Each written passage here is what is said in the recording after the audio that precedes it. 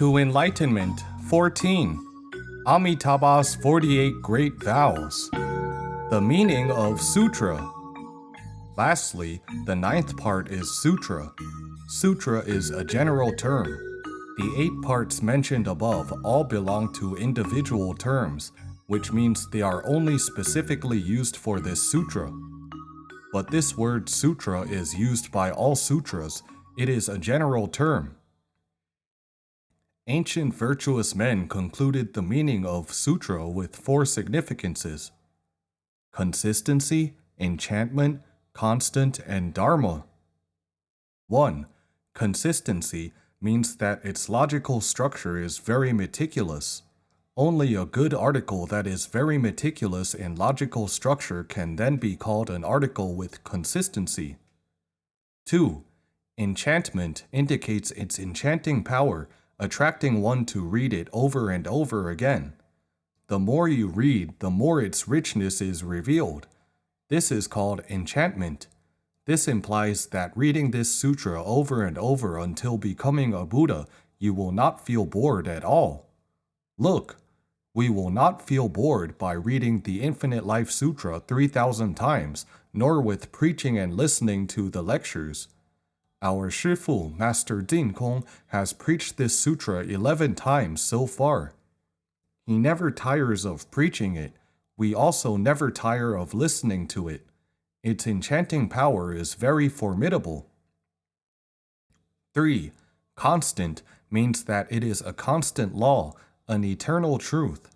It can be widely used not only in our Saha world but also in other worlds. Any sentient beings in any world, as long as they recite Amitabha and seek Sukhavati rebirth, they will gain the attainment of rebirth, non-retrogression, and Buddhahood. This is called constant. It is called the truth.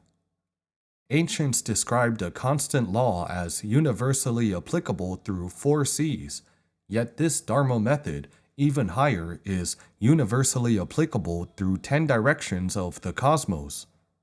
4. Dharma means that there are cultivation methods and theories within. Therefore, this sutra is very complete and consummate. The true heart reveals when delusions vanish. In conclusion, this title is The Buddha Speaks the Mahayana, Infinite Life, Adornment, Purity, Impartiality, and Enlightenment Sutra. We have spent quite a lot of time expounding on this title. Indeed, senior laity Xia Lianzhi did a great job on its compilation. This title itself also completely and perfectly reveals all the general ideas of the entire scripture. The entire scripture is the annotation of this title.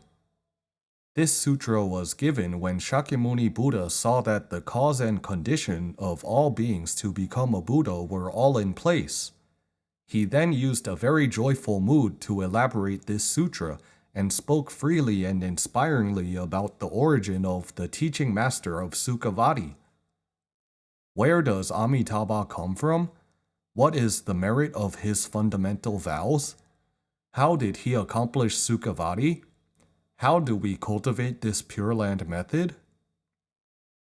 He persuaded each of us to recite Amitabha with our belief and aspiration, and to seek Sukhavati rebirth. Do not have any doubts.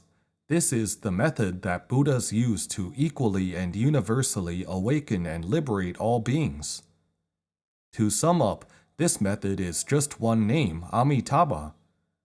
We use this name of Amitabha to reveal our self-nature and to bring back all the immeasurable merits in our self-nature. All will be back. All will be manifested. It does not matter even if we do not really understand its principle at the moment when we recite Amitabha.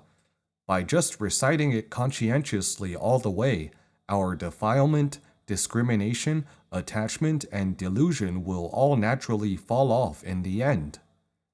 This is the so-called the true heart reveals when delusions vanish. When our deluded thoughts die away, the true heart manifests, we then become a Buddha. This is the method of helping all beings equally attain Buddhahood. It is called Impartiality Enlightenment. The title of this sutra has disclosed to us the boundless phenomenal merits. This session was mainly to introduce the title of this sutra to you all. Starting from the next class, we will begin to learn Chapter 6, bringing forth the Great Vows. Thanks for watching. See you later. Amitabha.